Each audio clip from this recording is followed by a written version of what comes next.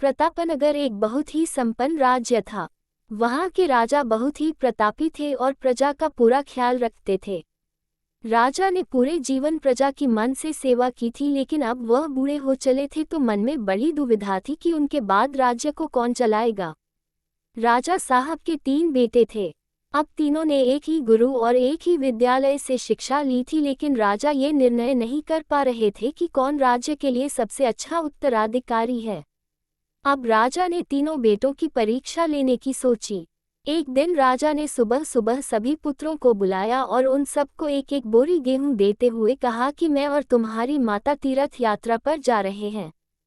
हमें वापस आने में 1 वर्ष से भी ज़्यादा लग सकता है। तुम तीनों की ये जिम्मेदारी है कि अपने हिस्से के गेहूं को संभाल के रखना, और जब मैं वापस लौटूं तो तुमको ये गेहूं की बोरी वापस लौटानी है। ऐसा कहकर राजा और रानी तीर्थ यात्रा पर चल दिए।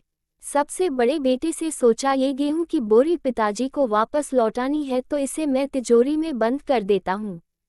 जब पिताजी आएंगे तो वापस दे दूंगा। यही सोचकर उसने गेहूं की बोरी तिजोरी में रखवा दी ताकि एक दाना भी इधर उधर ना हो। दूसरे बेटे से सोचा कि तिजोरी में तो गेहूं सड़ जाएंगे, मैं इन गेहूं को खेत में डलवा देता हूं जिससे गेहूं की अच्छी फसल होगी और पिताजी को एक बोरी की बजाय कई बोरी गेहूं दे सकूंगा। अब उसने ना गेहूं के लिए अच्छा खेत देखा और ना ही अच्छी उपजाऊ जमीन देखी और ना ही खेत की घास फूस को साफ कराया। बस ऐसे ही एक बंजर जमीन पर गेहूं डलवा दिए और कभी उनकी देखभाल करने नहीं आया। उसे लगा कि अब अपने आप फसल आ जाएगी। तीसरा बेटा ज्यादा समझदार था। उसने अपने मित्र के साथ मिलकर एक अच्छा खेत देखा जो बहुत उपजाऊ था, फिर उसकी मिट्टी बदलवाए, वहां घास फूस की सफाई कराए और फिर विधि अनुसार गेहूं के दाने खेत में बो दिए।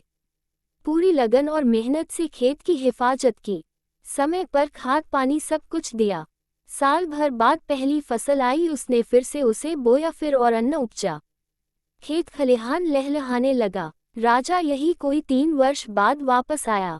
तीनों पुत्रों को देखकर बड़ी प्रसन्नता हुई, साथ ही मन में इच्छा थी ये जानने की कि बेटों ने गेहूं के साथ क्या किया।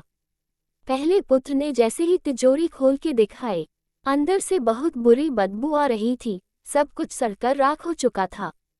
पिता ने कहा, ये अन्न है जिससे हम सबका जीवन चलता है और तुम इसकी देखभाल नहीं कर पाए, तुम क्या राज्य संभालोगे। अब दूसरा बेटा पिता को उस जगह पर ले गया जहां उसने गेहूं को डलवाया था। वहां जाकर देखा तो जंगल था, बड़ी बड़ी घास फूस खड़ी थी, गेहूं का तो नामो निशान ही नहीं था। राजा बहुत नाराज हुआ और उसे भी राज्य का उत्तराधिकारी बनाने से मना कर दिया। अब तीसरा पुत्र पिता को अपने खेतों पर ले गया। वाह, दूर से ही एक अलग खुशबू आ रही थी। गेहूं की फसल लहलहा रही थी, चारों तरफ हरियाली और जीवन था, और उस खेत से 50 बोरी से भी ज्यादा गेहूं उत्पन्न हो चुका था और आज भी खेत में फिर से फसल खड़ी थी। राजा का मन देखकर बहुत प्रसन्न हुआ और राजा ने तीसरे बेटे को अपने राज्य का उत्तराधिकारी बनाने का निर्णय लिया। दोस्तों, उस राजा की तरह भगवान ने भी हमें कुछ गेहूं संभाल के रखने को दिए हैं।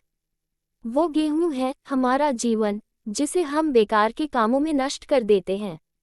ईश्वर ने जीवन दिया कि दुनिया का विकास करना, आपने ज्ञान को बढ़ाना और उसे बांटना, लेकिन हम अज्ञानी लोग इस जीवन को सड़ा देते हैं और अंत समय जब ईश्वर पूछता है कि जीवन में क्या किया, तो जवाब होता है शून्य, कुछ नहीं।